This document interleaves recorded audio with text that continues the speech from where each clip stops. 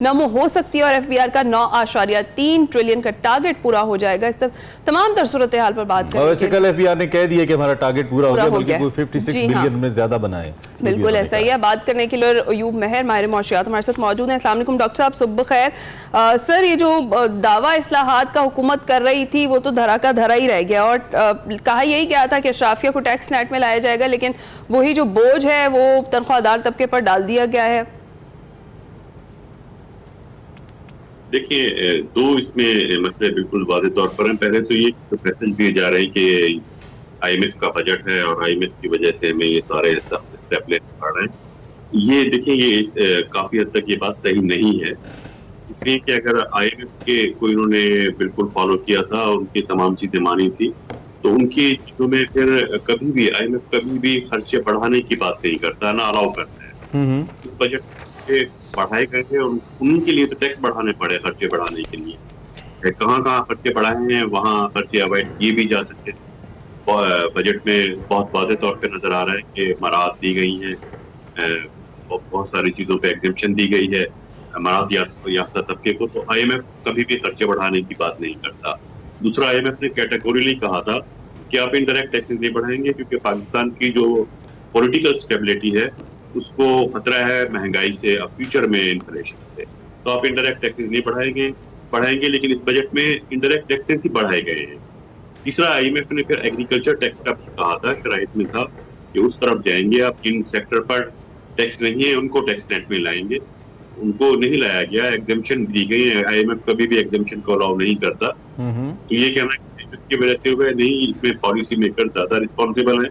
उन्होंने टारगेट करने के लिए, आईएमएफ का टारगेट करने के लिए जो ऑलरेडी जिन तबकात का टैक्स था उन्हीं का टैक्स बढ़ाया। तो इसका मतलब यह है कि जो बेसिक रिस्ट्रक्चरिंग है फिर वो तो हम नहीं कर पाएंगे इकोनॉमी की, अगर हमने ये चीजें नहीं की।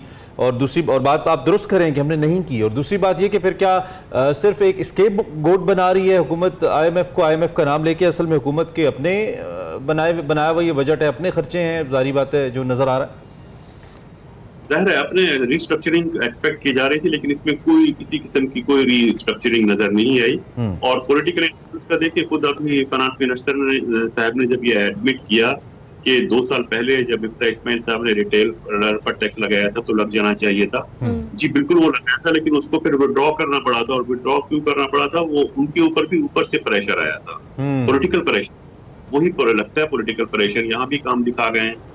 और इसमें इस बजट में अगर देखा जाए तो इसमें 2-3 चीजें बहुत हट करके नजर आ रही हैं जो कि जिनके एडवर्स इफेक्ट होगा। एक तो ये कि अभी आप भी बात कर रहे थे, पेट्रोलियम की प्राइस जो कल बढ़ाई गई है और आइंदा बढ़ाई जाएंगी, 70 रुपीज की लीवी का इंडिकेशन दे दिया गया है। इसका मतलब है मजीद बढ़ाई जाएंगी, किस्तों में बढ़ाना है, वो अभी 7.5 रुपए है, मजीद बढ़ाना है। ये जो अब पेट्रोल के बढ़ाने की वजह है, ये जो ट्रेडिशनल वजह थी कि इंटरनेशनल मार्केट में या तो पेट्रोल की प्राइस बढ़ जाती थी या डी वैल्यू हो जाता था, डॉलर महंगा हो जाता था, यही 2 रीजन थी।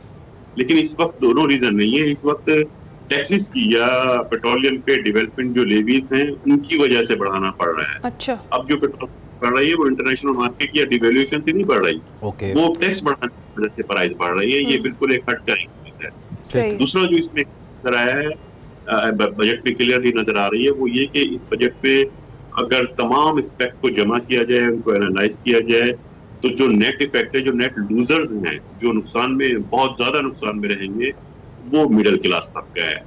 ये बजट पर प्रो पुअर है या प्रो रिच है वो एक अलग बहस है, लेकिन इसमें बेसिकली जो मिडिल इनकम लोग हैं उनका जो साइज है वो रिड्यूस होगा। मिडिल क्लास का जब साइज रिड्यूस होता है तो देखिए उसके इफेक्ट बिल्कुल क्लियर आएंगे। एक ये एस्टेब्लिश थ्योरी है कि मिडिल क्लास का साइज बड़ा होता है तो उस इकोनॉमी का साइज बड़ा होता है कि वो कंज्यूमर प्रोडक्ट की डिमांड क्रिएट करते हैं, इंडस्ट्रियल प्रोडक्शन बढ़ती है, इन्वेस्टमेंट बढ़ती है, मार्केट एक्टिविटीज बढ़ती हैं और गवर्नमेंट के टैक्स भी बढ़ते हैं। अगर उस टैक्स कम किया गया तो इकोनॉमिक एक्टिविटीज में एक्टिविटीज श्रिंक कर जाएंगी।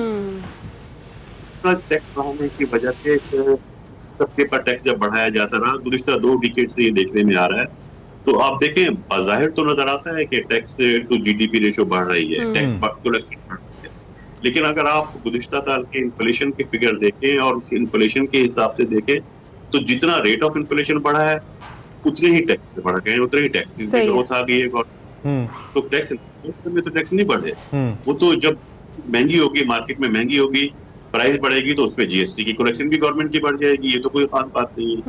तो टैक्स बढ़े हैं वो प्राइस बढ़ने की वजह से बढ़े हैं। वो तो क्योंकि जारी बात है डायरेक्ट टैक्सेस नहीं है, इनडायरेक्ट टैक्सेस है और उसका बराह रास्त ताल्लुक बन जाता है, कोरिलेशन बन जाता है। ठीक है। और डॉक्टर साहब जी डॉक्टर साहब, जिस तरह से अभी सैलरीड क्लास की भी हम बात कर रहे थे, 8,30,000 से जायद जो सैलरीड पर्सन्स हैं उन पर 10% जो इजाफी सरचार्ज लगाया गया है, इसकी क्या वजह बनी है? इस हवाले से भी बताएं। ये देखिए सिर्फ कलेक्शन के लिए बढ़ा है, लेकिन बहुत अजीब सी बात यह है कि जो ज्यादा टैक्स दे रहा होगा एक लिमिट से, उसके टैक्स के ऊपर एक उसको सरचार्ज देना पड़ेगा। अजीब सी बात है कि अगर ज्यादा टैक्स दे रहे हो तो जुर्माना देना पड़ जाएगा।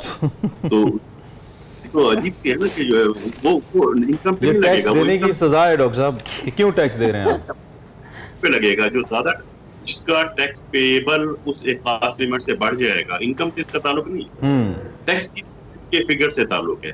अगर वो ज्यादा टैक्स दे रहा है तो उसको सरचार्ज भी देना। लेकिन दूसरी जानिब डॉक्टर साहब, ये हुकूमत की स्ट्रैटेजी क्या है? क्या आईएमएफ इसको नहीं देख रहा कि एक जानिब आप टैक्स नेट को ऐसे बढ़ाना चाह रहे हैं कि पहले से मौजूद टैक्स नेट के अंदर लोग जो बेचारे टैक्स फाइलर हैं या फाइल करने पे मजबूर हैं, उनका आप गला घूंट रहे हैं। दूसरी जानिब आप आके टीवी के ऊपर ये भाषण देते हैं या ज्ञान देते हैं कि जी टैक्स नेट के अंदर आएँ, टैक्स फाइलर बने, जिम्मेदार शहरी बने। कौन बनेगा? क्यों चाहेगा कोई? अगर आप उसको दिए हुए टैक्स के ऊपर आप टैक्स करेंगे और मुसलसल, और लोग बिजली के बिलों से लेकर पेट्रोल की प्राइसेस तक लोग हुकूमत का पेट भरते रहेंगे, पार्लिमान की इमारतें या इनके एसी के खर्चे या इनके बच्चों के स्कूल के पेट्रोल भरते रहेंगे, तो क्यों करेंगे लोग ऐसा? आई मीन हुकूमत किस स्ट्रैटेजी के तहत ये कर रही है और क्यों कर रही है? क्या आईएमएफ इसको नहीं देख रहा? नहीं, आईएमएफ को देख रहा है। आईएमएफ ने बड़ा कैटेगोरिकली इस दफा प्रेस रिलीज भी इशू किया था कि हम हुकूमत से कह रहे हैं कि इनडायरेक्ट टैक्सेस ना बढ़ाए और टैक्स की बेस को बढ़ाए।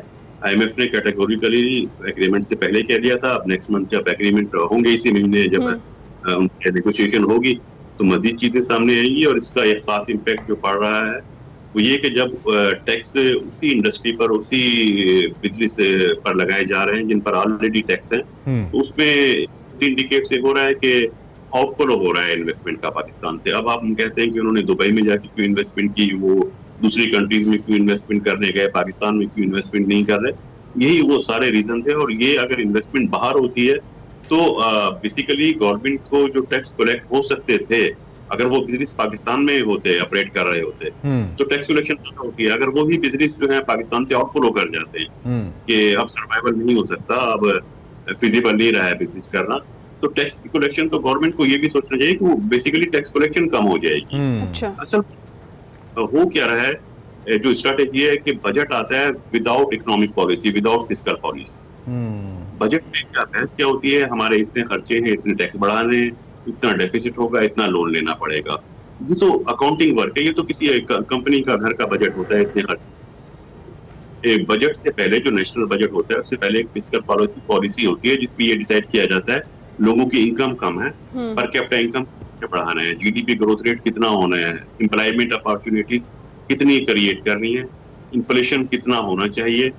बजट का डॉक्यूमेंट जब बनता है तो उन टारगेट्स को, इकोनॉमिक पॉलिसीज के उन टारगेट को जहन में रखते हुए फिर बजट बनाया जाता है। बजट रेवेन्यू कितने होंगे और कितने, अगर इसको देखते हुए गुज़िश्ता जो 2 डिकेड से बनाया जाता रहा, तो आखिर में ये खर्चे पूरे नहीं हो रहे, हमें लोन लेना पड़ेगा।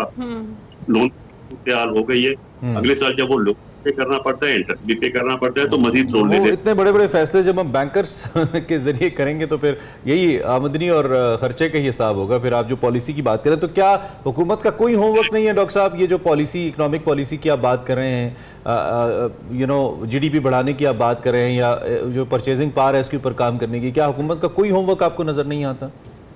इसमें बिल्कुल हुकूमत का होमवर्क इन चीजों पे नजर नहीं आता, इकोनॉमिक पॉलिसी पे पता नजर नहीं आता।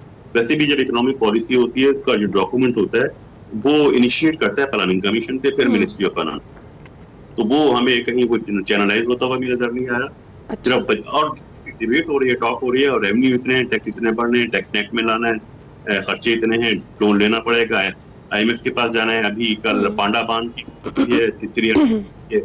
बांड हमने ऑफर कर रहे हैं इंटरनेशनल मार्केट में। ये सारे लोन स्टेप्स है ना, तो बेसिकली भी बैंक अच्छा, और इंटरनेशनल। डॉक्टर साहब, वज़ीर ख़ज़ाना ये कहते हैं कि जो माइक्रो इकोनॉमिक स्टेबिलिटी है वो इस वक्त बड़ी ज़रूरी है, और अगर ये लड़खड़ आ गई तो मईशत जो है वो उसको बड़ा नुकसान होगा। जो करंट सिचुएशन है, अनसर्टनिटी का जो माहौल है, इसमें कैसे मुमकिन बनाया जा सकती है माइक्रो इकोनॉमिक स्टेबिलिटी, और कितना बड़ा चैलेंज है इस वक्त गवर्नमेंट के लिए? देखिए, इकोनॉमिक स्टेबिलिटी के लिए जो बहुत जरूरी होता है वो ये होता है कि एक वो एनवायरनमेंट देना होता है कि जिस एनवायरनमेंट पे इकोनॉमिक एक्टिविटीज आपकी ग्रो कर रही है, इकोनॉमिक एक्टिविटीज ग्रो कर रही होंगी तो स्टेबिलिटी आएगी, क्योंकि प्रोडक्शन बढ़ेगी, प्रोडक्टिविटी बढ़ेगी, वो इन्फ्लेशन को कंट्रोल करेगी, एम्प्लॉयमेंट अपॉर्चुनिटीज क्रिएट होंगी, आपकी एक्सपोर्ट कॉम्पिटिटिवनेस बढ़ेगी, इन्वेस्टमेंट को आप अट्रैक्ट कर सकेंगे। यही चीजें हैं जो इकोनॉमिक स्टेबिलिटी लाती है, मैक्रो इकोनॉमिक इन्हीं से होती है। और इसके लिए स्ट्रैटेजी जो होती है वो टैक्सेस की इक्वल डिस्ट्रीब्यूशन होती है कि कोई तबका, कोई कैटेगरी ये फील ना करे कि उसके साथ ज्यादती हो रही है, उसका उस मुल्क में रहना अब फिजिबल नहीं रहा, चाहे वो आपकी यंग जनरेशन हो, चाहे वो आपके बिजनेसेस हो, इंडस्ट्री हो। वो अगर ये फील करेंगे कि नहीं, यहाँ नहीं रहना चाहिए, तो वो सबसे बड़ा खतरनाक इंडिकेटर होता है जो मैक्रो इकोनॉमिक स्टेबिलिटी को इफेक्ट करेगा। कोई स्टेप नजर नहीं आ रहा। वो मैक्रो इकोनॉमिक स्टेबिलिटी, अभी कुछ मैक्रो इकोनॉमिक इंडिकेटर जो है, कुछ इशारे, उनमें थोड़ी सी पॉजिटिव चेंज नजर आ रही है, लेकिन वो बहुत पॉजिटिव चेंज जरूरी है। करंट अकाउंट में जैसे इन्फ्लेशन रिड्यूस हुआ है, लेकिन वो बहुत स्लाइटली है, वो कोई इतना बड़ा साइज नहीं है जिससे कि इकोनॉमिक कंडीशन माइक्रो लेवल पे भी या मैक्रो लेवल पे भी, कोई मैक्रो लेवल पे मामूली सी चेंजेस है, लेकिन उसका ट्रिकल डाउन माइक्रो पे नहीं होगा इतना। अच्छा डॉक्टर साहब, इस सारे सिनेरियो के अंदर फिर आम आदमी क्या करे? एक पढ़ा लिखा ग्रेजुएट जो कि 70-80 हज़ार रुपये, 60-70 हज़ार रुपये की मुलाजमत करे, वो क्या करे? वो चुप करके कुर्बानी का बकरा बन जाए, बिल्कुल उसी कुर्बानी के बकरे की तरह जिसे कुर्बानी वाले दिन लिटा के ज़िबा कर दिया जाता है, और वो कुछ नहीं कर सकता, और वो हर बार हर बकरा ज़िबा होता है कि मुसलसल ज़िबा हो रहे हैं हम। मैं फाइनेंशियल टर्म्स में बात करूं कि मुसलसल ये टैक्स की छुरी चल रही है और हम अपनी गर्दन सामने रख देते हैं। क्या करें? क्या ऑप्शन है हमारे पास? हम कौन सा दरवाज़ा खटखटाएं? कौन सी अदालत में जाएं? किसको कहें? वो कहते हैं ना, किसके हाथ पे अपना लहू तलाश करें? क्या करे एक आम आदमी? उसके पास क्या सोल्यूशन है मां सिवाय इसके कि उस हुकूमत जिसकी अपनी क्रेडिबिलिटी भी चैलेंज्ड है, जिसको ये कहा जा रहा है कि पता नहीं ये लेजिटिमेट गवर्नमेंट भी है या नहीं, जिसके अपने कोर्ट में केसेस चल रहे हैं अभी सीटों के हवाले से, वो हमारी किस्मत के फैसले कर रही है। नॉन इलेक्टेड ऑफिशियल्स आके हमारी सबसे प्राइम फाइनेंशियल सीट्स के ऊपर बैठ के हमारे फैसले कर रहे हैं और हम उन फैसलों को मानने पर मजबूर हैं। क्या करें पाकिस्तानी? कुर्बानी के बकरे बने रहें या कोई सोल्यूशन है हमारे पास? देखिए, इस वक्त जो आम लोगों की सोच है, अगर वो सैलरीड पर्सन है, वो एजुकेटेड अनएम्प्लॉय है, या सैलरीड पर्सन है, या इवन बिजनेसमैन है, के पास जॉब वो जो मटेरियलाइज करना चाहते हैं, जिसको एग्जीक्यूट करना चाहते हैं, जिस ऑप्शन को, उनको सिर्फ यही ऑप्शन नजर आ रहा है कि वो किसी तरह पाकिस्तान से फ्लाई कर जाए। वो सैलरीड पर्सन हो, अनएम्प्लॉयड एजुकेटेड लोग हो, या स्किल्ड पर्सन हो, या इवन बिजनेस वाले हो, जो इन्वेस्टर है, इवन इन्वेस्टर्स, तो वो जब ये सोच रहे हैं कि अप्लाई कर जाए, तो वो तो इकोनॉमी के लिए फिर बहुत बड़ा आने वाले दिनों में चैलेंज बन जाएगा। उसको ही तो एड्रेस करना था बजट में। अब ये है कि वो कहाँ जाएं, तो इसमें बेसिकली जो स्टक हो गए हैं, देखिए, तीनों बड़ी पॉलिटिकल पार्टीज जो हैं वो 1 by 1 ट्राई की जा चुकी हैं, और तीनों में मसला किसी में सॉल्व नहीं हुआ, तमाम पॉलिटिकल पार्टीज का है। और इस वक्त लगता यह है कि लोगों के इस पर बात करने पर मजबूर हैं कि बेसिकली कोई पार्टी जो है वो इंटरेस्टेड नहीं है इकोनॉमी को या लोगों के हालात को सही। जी, ठीक बात है, सही, क्योंकि वो कंसेंसस है इस पर, और वो कंसेंसस के जरिए बजट पास हो गया है। बजट जो है वो फाइनेंस एक्ट में बन चुका है, कंसेंसस सबका है, तो इसमें कोई पॉलिटिकल सॉल्यूशन कोई नजर नहीं आ रहा। ठीक है। आप डॉक्टर साहब कह रहे थे यहाँ से फ्लाई कर जाने के लिए लोग सोच रहे हैं, उन्होंने वो रास्ता भी जो है ना, उसमें भी मुश्किलात खड़ी कर दी है, टिकट्स पर भी टैक्स लगा दिए बहुत ज्यादा, वो भी रास्ता अब जरा पासपोर्ट में जब्त करना। हाँ, ये भी हो सकता है, बिल्कुल जो सिचुएशन चल रही है। अच्छा, ये जो दावा किया गया है कि जो नॉन फाइलर्स की इख्तरा है, इसको बिल्कुल खत्म कर दिया जाएगा, जो करंट जो स्टेप्स हैं हुकूमत के, जो इक़दाम है, उससे लगता है कि मुमकिन होगा? नॉन फाइलर्स वैसे खत्म हो जानी चाहिए। दुनिया में टैक्स पेयर्स की इस्तेलाह होती है, ये टैक्स पेयर है, ये टैक्स पेयर नहीं। फाइलर नॉन फाइलर्स का कोई मटेरियल बेनिफिट बिल्कुल कतई नहीं है, इसलिए कि बहुत सारे फाइलर ऐसे हो सकते हैं और हैं जो फाइलर्स हैं लेकिन वो टैक्स नहीं देते, उनका टैक्स बनता ही नहीं है, वो उनको टैक्स देने की जरूरत नहीं है। और बहुत सारे फाइलर्स हैं वो टैक्स नहीं दे रहे, और बहुत सारे नॉन फाइलर्स ऐसे हैं जिनका टैक्स बनता है। बेसिकली टैक्स कलेक्शन पे जाना चाहिए। फाइलर नॉन फाइलर्स के हमें डिस्क्रिमिनेशन नहीं करनी चाहिए, और सही है, इसको इस टर्म को खत्म होना चाहिए, टैक्स कलेक्शन पर आना चाहिए।